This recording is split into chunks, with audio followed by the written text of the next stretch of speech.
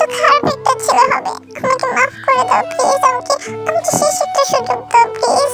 আমি প্রমিস করছি, আমি আমার সবটা দিয়ে তোমার মন পাওয়ার চেষ্টা করব। আমি আমার নিজের ভুলগুলো শুধরিয়ে নিব। প্লিজ আমাকে ছেড়ে দিও না প্লিজ। তুমি ছাড়া আর কে আছে আমার বলো, যে আমাকে এত ভালো করে বুঝতে পারবে? তুমি যদি আমাকে ছেড়ে যাও আমি নিজেকে শেষ করে দেব। আমি কথা বলতে আমাদের ভি ঘুরে জিমিনকে জড়িয়ে ধরে।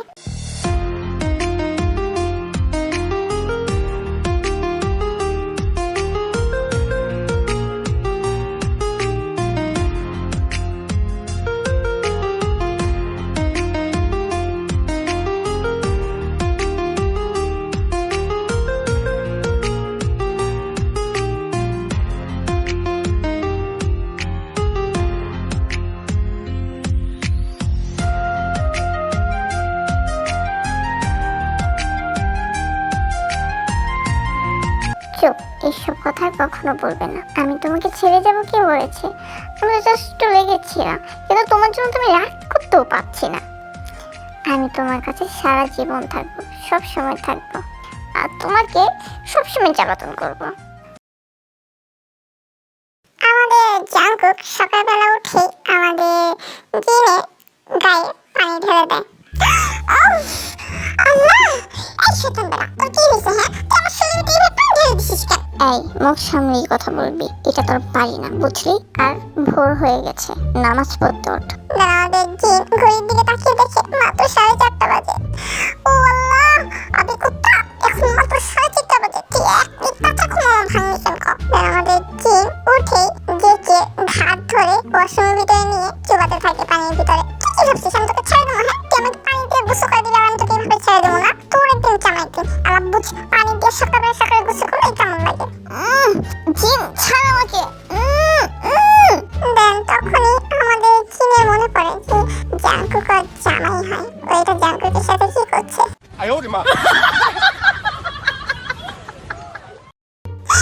আল্লাহ, এটা তো আমার জামাই হয়ে গেছে। এখন আমি এটার সাথে কি করতেছি? দেন তখনই জিন জাঙ্কুককে ছেড়ে দেয়। শয়তান মেয়ে, আমি শুধু শুধু তোকে সাচ্চন্নি বলি, এটার জন্যই বলি তুই কি করে তোর জামাইয়ের গায়ে এইভাবে হাত তুলতে পারি? হ্যাঁ, আসলে যাই আমি কি তোমাকে হাত তুলছি বলো? তোমাকে একটু গোসল করে দিছি বলো, নামাজ পড়তে পাক পবিত্র হতে হয় না, তাই আর কি। তো তুমি ফ্রেশ হয়ে আসো, আমি নামাজের দাঁড়াই। হ্যাঁ, এটা বলি জিন ওখান থেকে দৌড়ে চলে যায়। আমার সাথে এখন তুই যা করলি এটার উসুর তুই খুব ভয়ানক ভাবে দিতে হবে। এটা বলে আমাদের জাঙ্কুকও ফ্রেশ হয়ে নামাজ পড়তে চলে যায়। আমাদের জিন রেডি হয়ে নাস্তা বানিয়ে টেবিলে রেডি করছিল। দেন তখনই আমাদের জাঙ্কুক আসে। কুক, দেখো তো আমি তোমার জন্য কত কিছু রান্না করেছি, খেয়ে বলো তো কেমন হয়েছে? বুঝলাম, কিন্তু তুই কি জানিস না আমি যে সকালবেলা নাস্তা করার আগে চা খাই? আমার চা কোথায়? তোমার চা? তুমি এখানে একটু বসো, তোমার জন্য চা বানিয়ে নিয়ে আসছি। এটা বলি আমাদের জিন রুমে গিয়ে খুব সুন্দর করে আমাদের জাঙ্কুকের জন্য চা বানিয়ে নিয়ে আসে। জাঙ্কুক, এই নাও তোমার জন্য চা নিয়ে এসেছি। আমাদের জাঙ্কুক চায়ের কাপ ধরতে নেবে, তখনই আমাদের জিনের হাতে এই চায়ের কাপটা ফালিয়ে দেয়। আমাদের জিনও রাগে সে গরম হাতে আমাদের জাঙ্কুকের গালের উপর চেপে ধরে। দুজনই একসাথে চিৎকার করছিল, কুত্তা শয়তান বেটা, তুই আমার হাত পুড়ে দিয়েছিস। ও সাচ্চন্নি, তুই আমার গাল পুড়ে দিয়েছিস।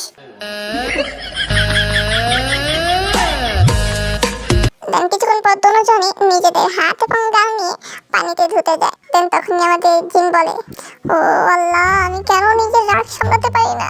জিন নিজের রাগ সামলা আর ভালোবেসে ওর ভালোবাসা পা, ঠিক আছে? এভাবে রাগ দেখালেও তো কখন ভালোবাসবো? হ্যাঁ, শান্ত হয়ে ওর জন্য সবকিছু করতে হবে, ঠিক আছে? এইভাবে একটা করলে তুইও সেটা উত্তর দিবি একদমই না। শান্ত হইতে হবে, শান্ত শান্ত। ওহ, আমার গালটারে কি করে ফেললো এই মেয়েটা। আমি ওর সাথে একটা করতে গেলে ও আমাকে সেটা ওষুধ উঠে যায়, বুঝতে পারি না আমিও ওকে টর্চার করতেছি নাকি ও আমাকে টর্চার করতেছে। যাই হোক, এখন যাই করতে হবে সাবধানে করতে হবে। জিন্নি একবার আমাকে বলেছিল ও আমার সামনে যে কোনো সময় আসতে পারে, যে কোনো সময় আমার সামনে এসে আমাকে বিয়ের প্রস্তাব দিবে বলেছিল। যদি জানতে পারে যে আমার বিয়ে হয়েছে আর এই সাচ্চুন্নি আমার বউ, তাহলে তো না জানি জিন্নি আবার আমাকে ছেড়ে চলে যাবে। না, জিন্নি আমার কাছে ফিরে আসার আগেই আমি সাচ্চুন্নিকে আমার লাইফ থেকে সরিয়ে দেব, ওকে আমি ডিভোর্স দিয়ে ছাড়বো। আমাদের জিমিন জিনকে কল করে বলে যে আগামী সপ্তাহে জিমিনের শ্বশুর শাশুড়ি জিনের বাবা মা বাসায় ফিরে আসবে, আর জিমিনের বাবা মা ওদের বাসায় ফিরে যাবে।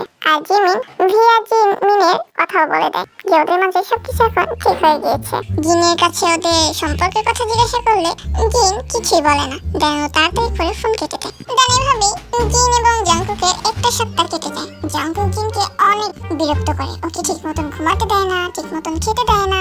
জিনের সামনে জিনের পছন্দের খাবারগুলো খেয়ে ফেলে, আর আমাদের জিন এইসব দেখে রাগে জাস্ট ফুলতে থাকে। আমাদের জাংকুক যখন জিনকে এভাবে ডিস্টার্ব করে আর বলে যে ওকে ডিভোর্স দিয়ে দিতে, তাহলেও খুব ভালোভাবে থাকতে পারবে। কিন্তু আমাদের জিনও তো নাছোড়বান্দা, ওকে এত সহজে কখনোই ছাড়বে না। দেন আমাদের জিন এবং জাংকুক খাবার খাচ্ছিল, দেন তখনই আমাদের রোজ চলে আসে।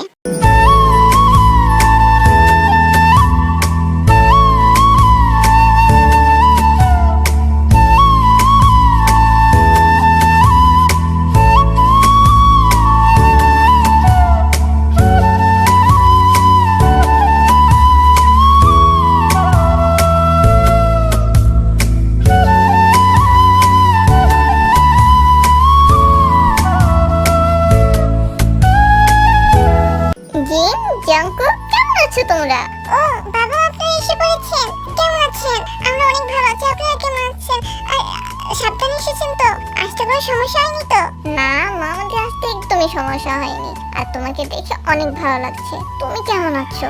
আর এত শুকিয়ে গিয়েছো কিভাবে? কি হলো বাবা, ও শুকিয়ে গিয়েছে কোথা দেখবে, দেখতে তো একদম হাতির মতন। জাংকুক, তুই আমার বৌমাকে এভাবে কেন বলছিস? আচ্ছা ঠিক আছে, বললাম না তোমাদের বৌমা কিভাবে। গুড। ইনি আমি জিনের জন্য আর পছন্দের খাবার নিয়ে এসেছি। যা এগুলো বেড়ে নিয়ে আয়। মা, এগুলো আমার কাছে দিন, আমি বানিয়ে নিয়ে আসছি। না মা, তুমি এখানে বসো, তোমার সাথে অনেক কথা আছে।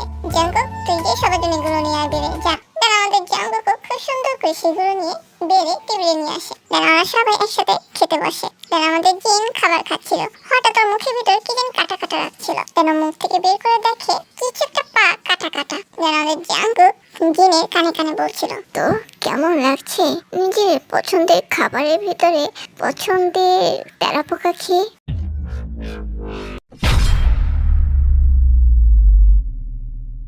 দেন তেলাপোকার কথা শুনে আমাদের জিন বমি করতে করতে ওয়াশরুমে চলে যায়। এটা দেখে তো আমাদের রোজ দেখে তো অনেক খুশি যে হয়তো আমাদের জিন প্রেগনেন্ট হয়ে গিয়েছে।